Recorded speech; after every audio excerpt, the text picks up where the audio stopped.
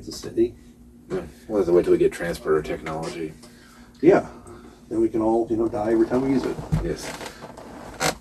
Which always makes me wonder, if soul's a thing, does your soul go away? Or are you just a soulless husk at that point? I don't know. Like, that's one of those moments where it's like, I have to wonder, like, if you're the supreme being sitting up there, you're like, okay, so I know I laid down the rules, but, like, there's going to be 10 copies of you up here.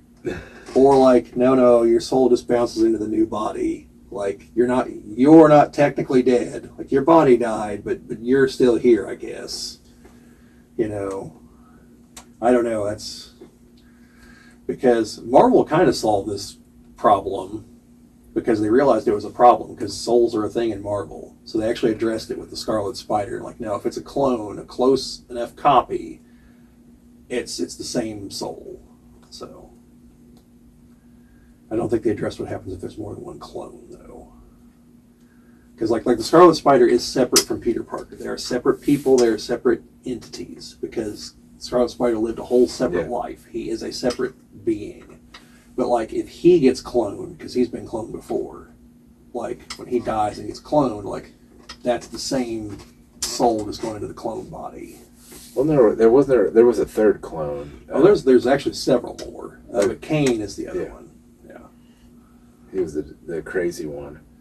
Yeah, but like I said, there's several. There's at least one panel I looked at that has like a dozen of them. I mean, the Jackal created all kinds of clones. Hell, the Jackal's a clone of I can't think of the professor's name, but he just like kept like cloning himself and like altering himself into the Jackal. That's like several iterations down the line because he was just an old man, And there's a Gwen Stacy clone out there somewhere, I think. I think they're going to resurrect her in the 616, from what I understand. Yeah. It's like when Wolverine thought he was,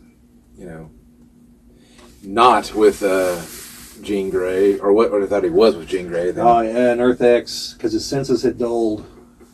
And she finally tells him, like, Logan, like, your powers aren't working anymore. What are you talking about? He's like, well, look at your beer gut. Like, your healing factor's failing you. Your senses are dulled. Oh, they're sharp as ever, whatever. She's like, no, they're not. Like, I'm not Jean Grey. I'm Madeline Pryor. And he's just, what? She's like, peace out. I'm leaving. And just like, come on, Logan. Like, all the psychics died. You think Jean was just magically immune to it? Like, Madeline just her powers weren't nearly as developed, so she wasn't killed whenever they were. And she's a clone, so she looks just like Jean Grey.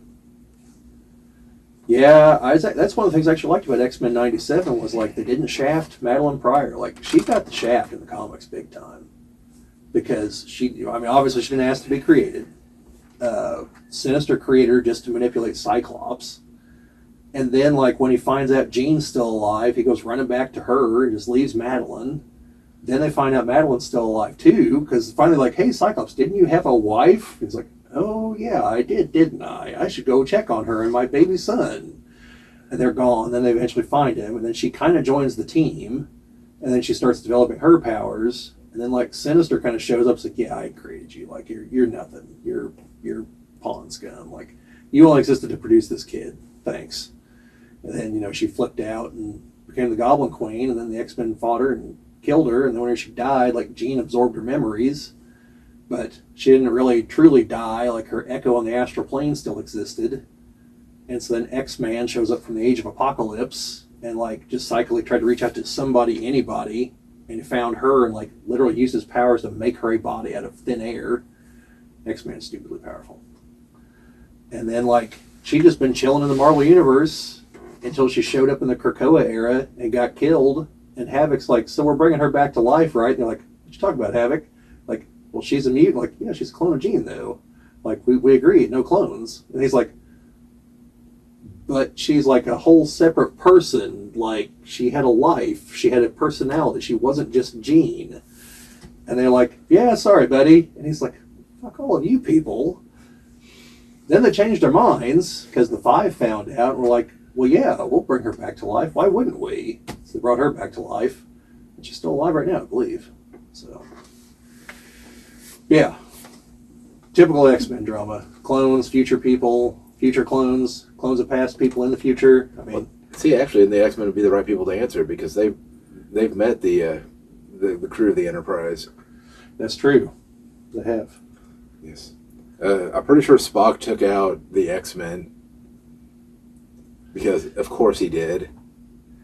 I don't think Spock could take out Cyclops or Wolverine. I don't think the Vulcan nerve pinch works on an adamantium skeleton or his healing factor. Well, I mean, even the problem is he's never getting close enough to find out. Like, Wolverine's not going to be like, oh, pointy-eared person, I'm not going to skewer him. He's like, no, he's took out the other X-Men, like, shh, sorry, bub, you're going down. And, like, I know Spock's super strong compared to a normal human, but compared to, like, I think even Thunderbird would probably be stronger than him.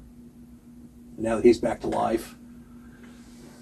There was a guy that stayed dead a very long time. He died like 5 issues after he was introduced.